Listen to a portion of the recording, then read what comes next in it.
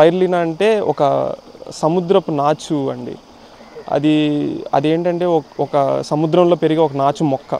So అది వాళ్ళు ఒక సైంటిస్టులు దాన్ని చూసినప్పుడు ఇది దాంట్లో ఉన్న ప్రోటీన్ వాల్యూ అవన్నీ చూసిన తర్వాత ఇది ఒక సూపర్ ఫుడ్ అని డిసైడ్ చేశారు.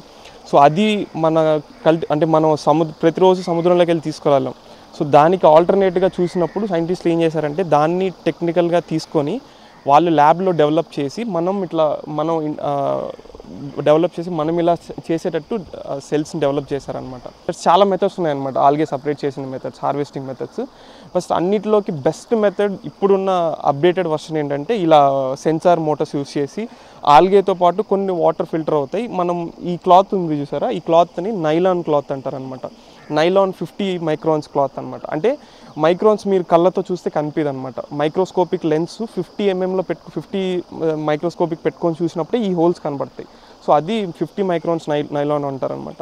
సో ఏమవుద్దంటే మన స్పైరులినా బేబీ కల్చర్ అంటారు. కల్చర్ అంటే ఏంటంటే రెడీ టు హార్వెస్ట్ అనమాట. సో దాన్ని తీసి వాడుకునే యూసేజ్ ఉంటుంది. సో అదేమవుతుందంటే 50 మైక్రాన్స్ కంటే ఎక్కువ సైజులో ఉన్నప్పుడు ఆ క్లాత్లో స్టక్ అయిపోతుంది. 50 మైక్రాన్స్ కంటే చిన్న స్పైరులినా సెల్స్ ఉన్నప్పుడు ఆ హోల్ లైన్స్ లోపలికి వెళ్ళిపోయి మళ్ళీ పాండ్లోకి వెళ్ళిపోతాయి. అది రేపటికి గ్రో అయ్యే కల్చర్ అనమాట. సో ఇది స్పైరులినా అంటే మీకు ఒక జస్ట్ ఐడియా వచ్చింది అనుకుంటా. ఇదేంటంటే ఎవ్రీడే వచ్చే ప్రోడక్ట్ అనమాట. సో మా యూనిట్ చూసారు కదా, మా యూనిట్ కెపాసిటీ వచ్చి per day 60 kgs wet capacity. So wet ఏంటంటే మనము డ్రై చేసిన దాన్ని బట్టి ఇప్పుడు వాటర్లో ఉన్న హార్డ్నెస్ ప్రకారం వెట్కి డ్రైకి కూడా వేరియన్స్ వస్తుంది. ఇప్పుడు వన్స్ మనం వెట్టి తీసిన తర్వాత నాకు ఇప్పుడు 60 kgs కెపాసిటీ వెట్, దాన్ని తీసి డ్రై చేసిన తర్వాత 10 kgsకి 1 to 1.2 grams డ్రై వస్తుంది. అంటే నాకు అప్పుడు 60 kgs ఆఫ్ వెట్కి దగ్గర 6 to 7 kgs డ్రై వస్తుంది అనమాట. ఆ 6 kgs డ్రైస్ నాకు పర్ డే ఇదనమాట. సో మంత్లీ 30 daysకి నాకు 180 kgs కెపాసిటీ అనమాట. డ్రై వచ్చి నాకు 180 kgs కెపాసిటీ. మనం మార్కెటింగ్ చేసుకోగలిగితే ఇది ఉన్నంత ప్రాఫిటబుల్ బిజినెస్ అగ్రికల్చర్లో వేరే ఏది లేదండి. ఇప్పుడు నేను చెప్పినట్టు నాది మంత్లీ 180 kgs కెపాసిటీ. ఇప్పుడు ఒకరోజు వాన పడింది అంటే మనం హార్వెస్ట్ చేసే టైంకి వాన వచ్చింది, సో లేదంటే ఇంకేదైనా మనం తీయలేదు, మంత్లీ కొన్ని రోజులు తీయలేదు అనుకుందాం. సో మనకున్న 180 kgsలో 80 kgs వేస్టేజ్ తీసేసేయండి. అంటే 80 kgs మనం తీయలేదు అనుకుందాం.